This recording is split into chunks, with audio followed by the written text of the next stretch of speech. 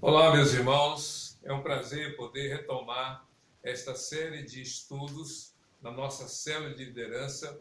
Como vocês sabem, esse projeto tem como objetivo nos preparar, nos capacitar para que tenhamos realmente condições de, quando o concílio for convocado ou quando as igrejas forem convocadas para esse concílio, nós tenhamos subsídios, informações e conhecimentos suficientes para responder. Mas não é só uma questão de preparação para o concílio, até porque o que estamos aprendendo tem a ver com a nossa fé.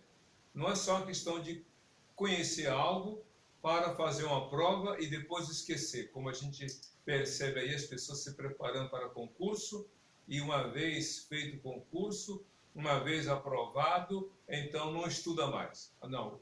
A vida cristã é algo contínuo em termos de edificação, de santificação e de crescimento.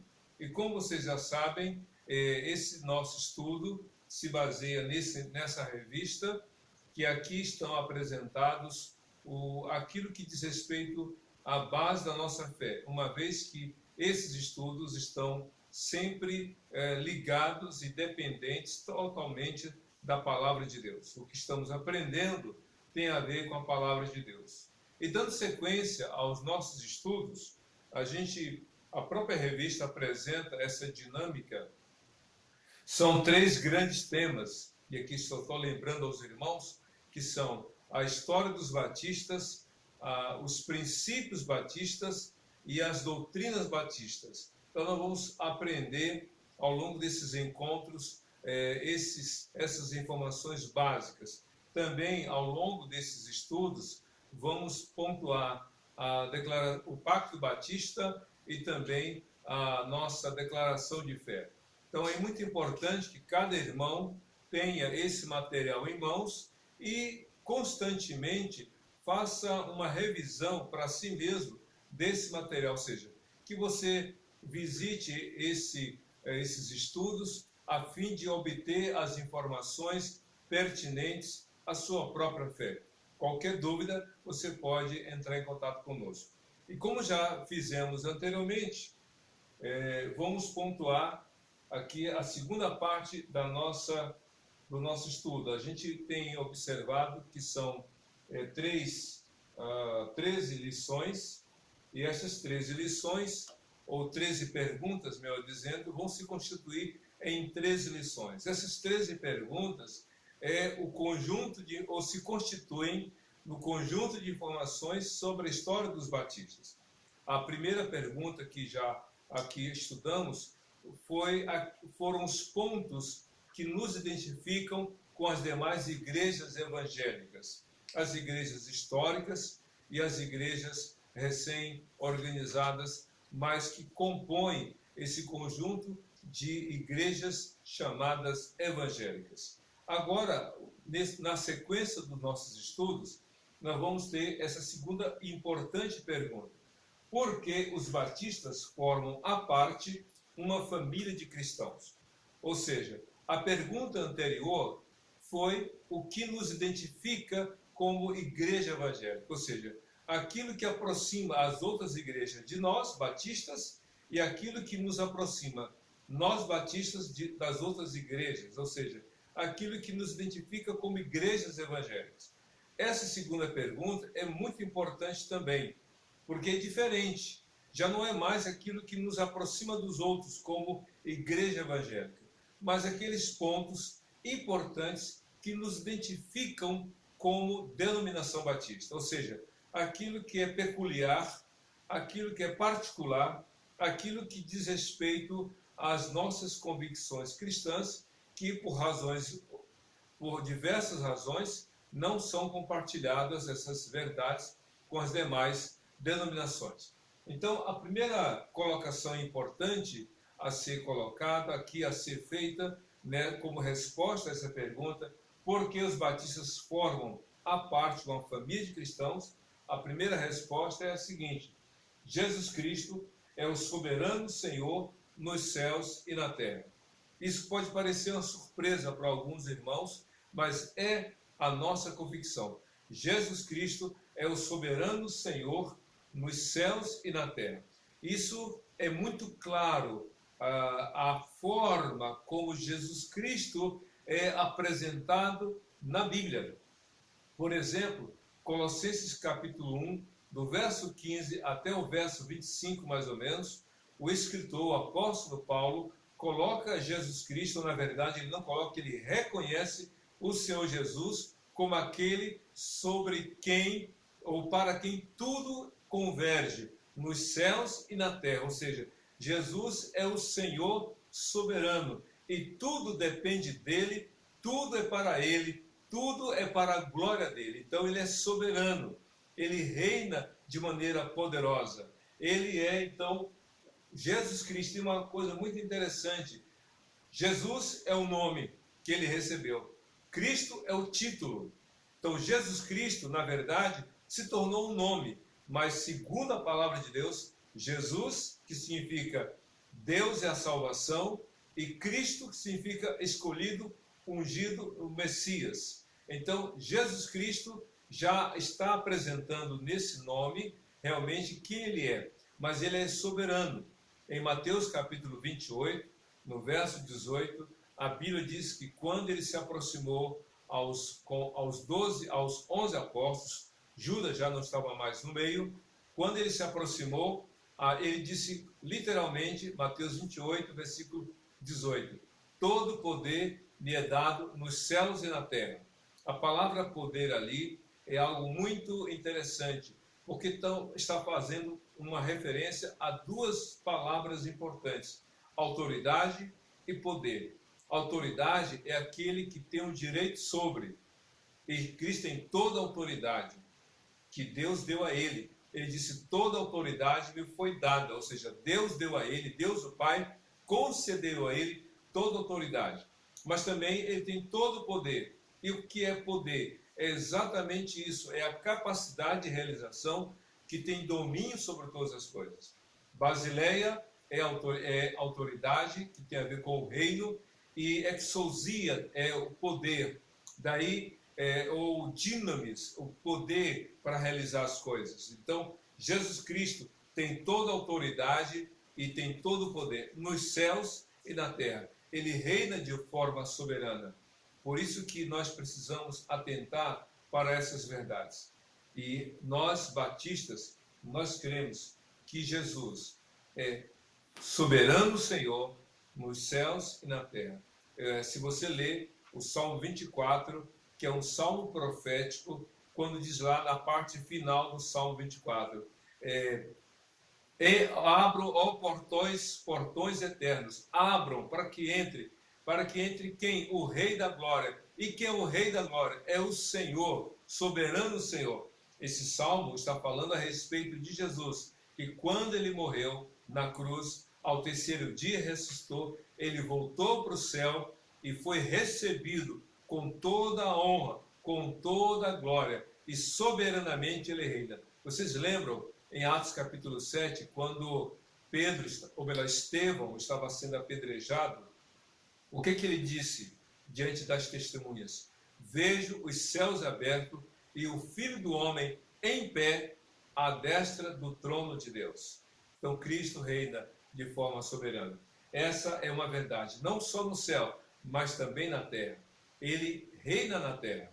Embora nem todos reconheçam, nem todos percebam, mas Jesus reina na terra, porque nada acontece sem que o Senhor queira, sem que o Senhor permita, e nada foge ao seu domínio. A segunda declaração, também muito importante, que nos identifica como Igreja Batista, como denominação batista, é essa aqui: toda pessoa deve se reconciliar com Deus mediante arrependimento de pecados e fé em Cristo Jesus. Isso para nós também é muito importante. Toda pessoa, ou seja, não há ninguém que não deva passar por esse processo. Toda pessoa deve reconciliar-se com Deus. E por que reconciliar-se?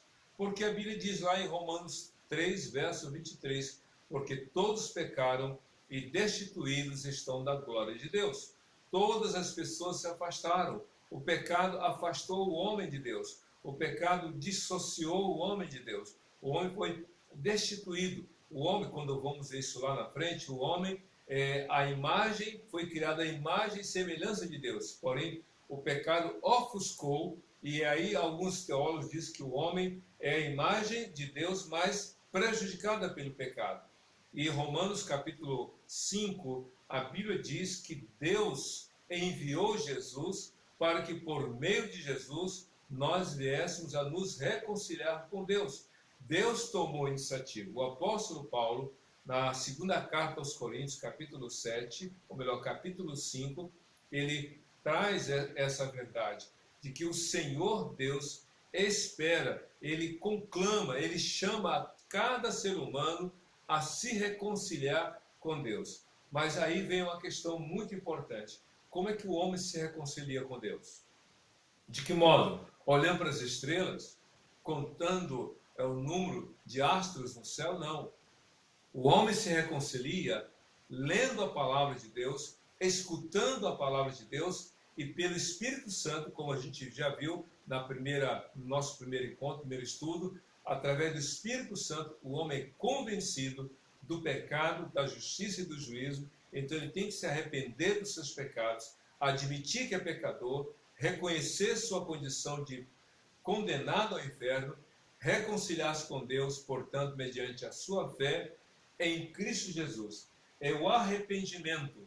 Se você ler Marcos capítulo 1, do versos 14, 15, 16, você vai perceber que a primeira mensagem da primeira pregação do Senhor Jesus, a Bíblia diz que depois que João Batista foi preso, Jesus foi para uma outra região e ali começou a pregar. E o que ele começou a pregar? Arrependei-vos, porque vos é chegado o reino dos céus. Então, a mensagem do Evangelho é de arrependimento. Deus não quer saber se você canta bem, Deus não quer saber se você prega bem, Deus não quer saber se você faz alguma coisa bem. Deus quer saber se de fato você está arrependido dos seus pecados e se com a sua boca você declarou sua fé em Jesus. Por isso aqui é muito importante. Toda pessoa, qualquer pessoa, todas as pessoas devem se reconciliar com Deus através do arrependimento e a sua fé em Cristo Jesus. Uma fé exclusiva. Não há salvação fora de Jesus. Eu já falei isso antes e vou repetir. Se alguém diz que a salvação vai depender de qualquer outra coisa que não o arrependimento e a fé em Jesus, realmente não prega o Evangelho. Não prega o Evangelho. Porque, como o apóstolo Paulo fala em Efésios capítulo 2, versos 8, 9 e 10, ele fala que a salvação não é pelas obras, mas pela fé em Cristo Jesus. E isso é dom de Deus. Não vem pelas obras para que ninguém se glorie. Então a salvação é pela fé. E Romanos capítulo 10, versos 9 e 10, a Bíblia ratifica esse meio exclusivo da salvação do homem. Romanos capítulo 10, versos 9 e 10, a Bíblia diz assim: pois se com a tua boca confessares a Cristo como Senhor, e em teu coração creres que Jesus Cristo ressuscitou dentre os mortos, serás salvo. Pois é com a boca que se faz confissão para a salvação, e é com o coração que se crê para a salvação. Então a salvação é exclusiva em Jesus Cristo. Por isso que esse é um ponto determinante para a nossa fé como povo de Deus, como igreja e denominação batista. Mas outra coisa importante que a gente pode aqui ver como ponto importante da nossa denominação, da nossa igreja batista, da nossa denominação batista, é o seguinte: o batismo se segue à profissão de fé pessoal em Cristo e introduz o crente à igreja. Esse aqui, meus irmãos, é muito importante. Lá na frente, quando estivermos estudando melhor as questões doutrinárias, nós vamos trabalhar mais esse ponto. Mas aqui só para deixar bem marcado. O batismo é uma experiência individual, pessoal e intransferível, como a salvação. A diferença é que o batismo é uma experiência após a salvação. Não é antes da salvação. Ninguém é batizado antes para depois crer em Jesus. A Bíblia é muito clara. Primeiro você se arrepende dos seus pecados, declara sua fé em Jesus e então, no nome de Jesus, você é batizado. E aqui um detalhe importante sobre o batismo. O batismo é uma experiência que a pessoa tem que passar por ela, mas de modo consciente. O batismo tem que ser uma decisão individual. E segundo a Bíblia, o batismo é por mergulho. A palavra batismo não é a palavra da língua portuguesa, mas é uma palavra grega. Se você fala batismo, você já está falando em grego, porque batismo significa mergulho. Então, mergulhar é no sentido de que a pessoa entra na água molhando dos pés à cabeça. E essa experiência após a conversão. O batismo não salva, o batismo não confere uma graça pessoal, o batismo é tão somente um ato de obediência, porque Jesus falou em Mateus capítulo 28, dos versos 18 a 20. Ele disse, olha, vão por todo mundo, prega o evangelho a todas as pessoas, batizando-as em nome do Pai, do Filho e do Espírito Santo, ensinando a guardar todas as coisas que eu tenho ensinado a vocês. Então, o batismo é algo que tem que acontecer na vida do crente mediante a sua pública profissão de fé.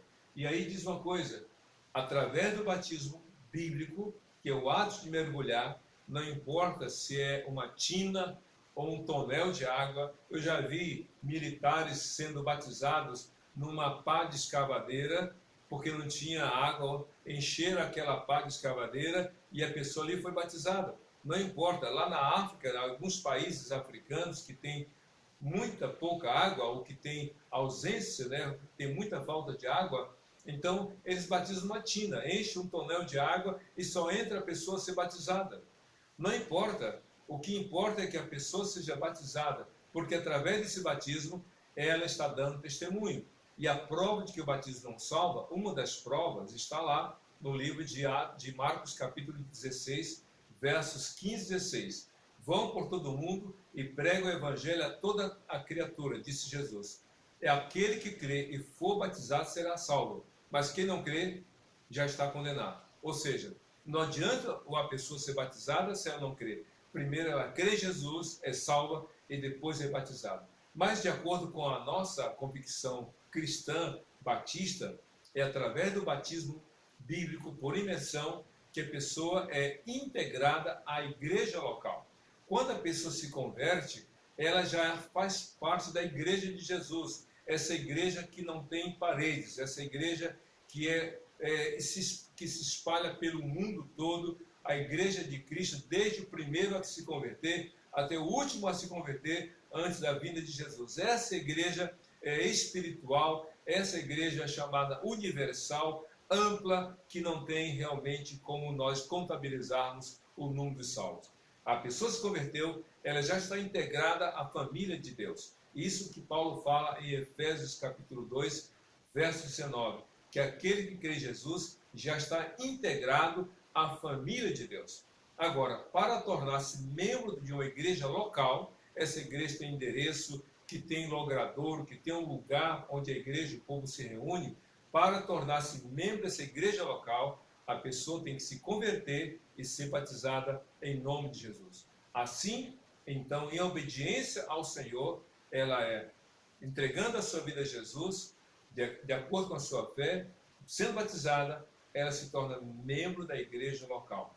Sem esse batismo, a pessoa não tem como estar integrada à família. Ela tem que se converter, mas também deve ser batizada, porque isso é um ato de obediência a uma ordenança dada pelo Senhor Jesus. A terceira, nesse slide, há uma outra informação importante como Igreja de Jesus, que nos identifica como Igreja Batista, é a seguinte: cada pessoa recebeu de Deus a dignidade pessoal. Vou falar aqui em parte. O que é dignidade pessoal? Significa dizer valor. Cada pessoa é valiosa para Deus. Cada pessoa é preciosa para Deus. Cada pessoa tem que ser reconhecida como alguém realmente que Deus ama. Há uma frase aí que já ouvi algumas vezes. Eu sei que há uma boa intenção, mas a frase não é legal. A frase é a seguinte: Deus sem você continua sendo Deus. E você sem Deus é nada. Não, não é nada. Isso não é verdade. Porque Cristo não morreu por nada. Cristo morreu por você, por mim, por todos nós. Cristo disse lá em Mateus 16, verso 25 ou 26, o que adianta o homem ganhar o mundo inteiro e perder a sua alma? Ou o que dará o homem em troca da sua alma? Então a vida do ser humano é muito importante. O diabo é que incutiu na cabeça do ser humano que ele só tem valor se tiver alguma coisa, que ele só tem valor se puder fazer alguma coisa. Não, você é precioso para Deus. Se você ler o Salmo número 8, você vai ver que Davi faz a seguinte pergunta: quem é o homem para que tu o visites, né? E para o filho do homem para que tu te importes com ele?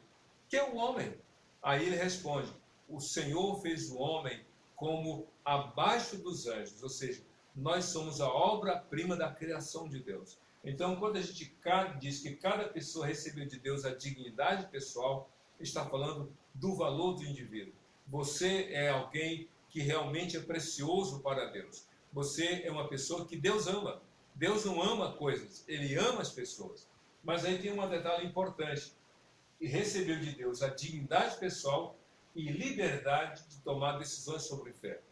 Isso quer dizer que Deus e o próprio Jesus, Senhor soberano nos céus e na terra, Ele não obriga ninguém. Ele não impõe a decisão a ninguém. Até porque você acha que se o Senhor Jesus obrigasse todos nós a sermos crentes, haveria algum incrédulo na face da terra? Certamente que não. Mas como Ele não obriga, Ele só fala, Ele só instrui, Ele só orienta, Ele só convida. Venham após mim os que querem ser salvos. Ou isso lá em Mateus 16, verso 24. Ou Mateus 11, 28. Venham após mim, todos são cansados e sobrecarregados. Ou entre pela porta estreita. Ou seja, Ele faz o convite, Ele não impõe. Em Apocalipse capítulo 3, versículo 20, Cristo falou o seguinte: eis que estou à porta e bato. Se alguém ouvir minha voz e abrir a porta, eu vou entrar. Ele não fala, eu vou entrar de qualquer jeito, eu vou entrar sem respeito. Não, ele respeita a liberdade de escolha de cada um. Então, cada pessoa é digna naquilo que Deus deu a ela de valor, mas ao mesmo tempo, Deus dá liberdade à pessoa. E essa liberdade em termos de fé também. Essa liberdade para fazer escolhas. Quando Deus criou Adão e Eva, os colocou no jardim do Éden. E Deus falou para Adão, e Adão falou para Eva o seguinte: olha, aqui está a árvore da vida.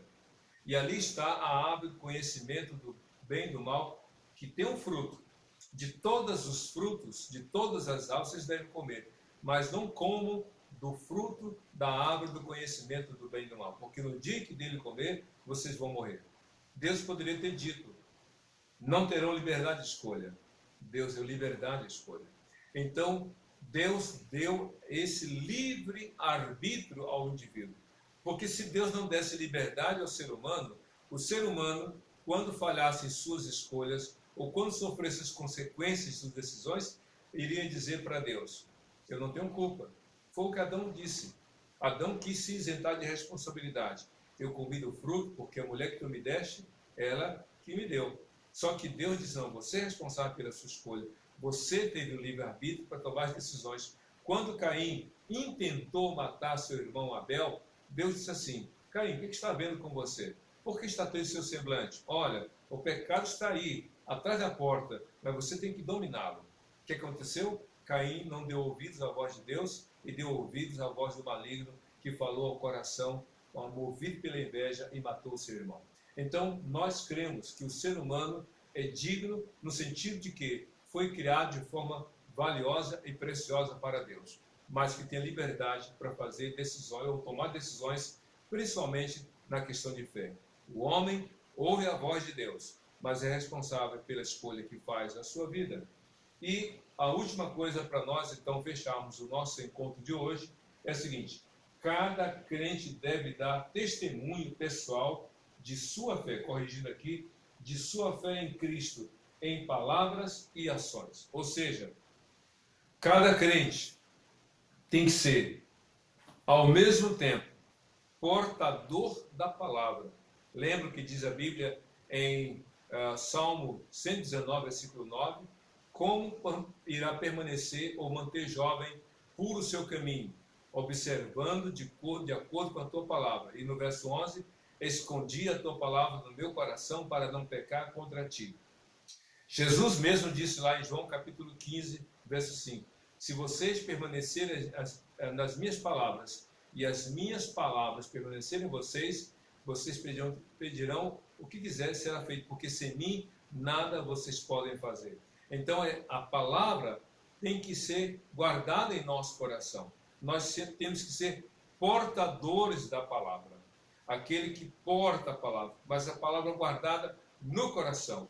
Mas ao mesmo tempo nós temos que ser porta-vozes, comunicadores, divulgadores, testemunhas dessa palavra. É dever do crente. A Bíblia diz lá no livro de Hebreus, como em outros livros do Novo Testamento, que os anjos desejaram testemunhar do Evangelho de Jesus. Os anjos desejaram, mas Deus disse não. Por quê? Porque testemunhar significa falar de uma experiência. Testemunha é aquela pessoa que fala de algo que vivenciou. Eu estive lá, eu provei, eu vi, eu ouvi. É isso que é testemunha. E no sentido da salvação, eu quero falar do que Jesus fez na minha vida. Então, meu querido, nós cremos que cada crente tem que ser testemunha e dar esse testemunho, falar do amor de Deus, falar do que Jesus fez na sua vida.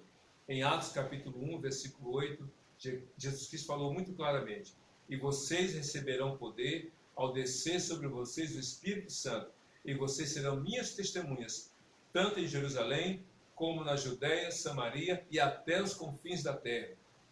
E em Lucas capítulo 24, Jesus se aproximou dos 12 e disse, vocês são testemunhas dessas coisas, ou seja, a partir de Moisés, dos Salmos e dos profetas, ou seja, a lei, os Salmos e os profetas, Cristo mostrou para eles o que a Bíblia falava a respeito deles, se vocês são testemunhas dessas coisas. Então, nós temos que falar, não falar do que Cristo fez na vida do outro, mas do que Cristo fez na nossa própria vida. Então, esses pontos nos identificam como Igreja Batista. Esses pontos são pontos que nos caracterizam como denominação batista. É claro que nem todas as demais igrejas comungam dessas convicções, mas cada um tem a sua escolha. O que estamos aqui não é para refutar o que o outro pensa, mas fortalecer o que nós queremos ser da palavra de Deus para a nossa vida. Eu quero dizer para você que Deus abençoe a sua vida, que Deus fortaleça a sua fé. Eu não orei antes, mas eu quero orar agora aqui no final desse nosso encontro. Pedir a Deus para que você, como servo de Deus, como serva de Deus, tenha a sua fé alicerçada na palavra e nela fortalecida pelo Espírito Santo da sua vida para a glória de Jesus. Vamos orar. Senhor Deus, nosso Pai, muito obrigado por esse momento importante de compartilhar esses momentos, essas oportunidades de falar do teu grande amor. Ó Deus, que esta fé, a fé de cada cristão que está podendo ouvir, ver essas palestras, esses estudos, que cada um tenha a sua fé realmente edificada na palavra do Senhor, essa palavra que é eterna. Glorifique o teu nome em nosso coração e que tu nos tornes uma igreja forte, edificada na rocha que é Jesus. Pois oramos assim, em nome de Jesus. Amém e amém. Que Deus te abençoe. Uma semana abençoada em Cristo Jesus. Amém.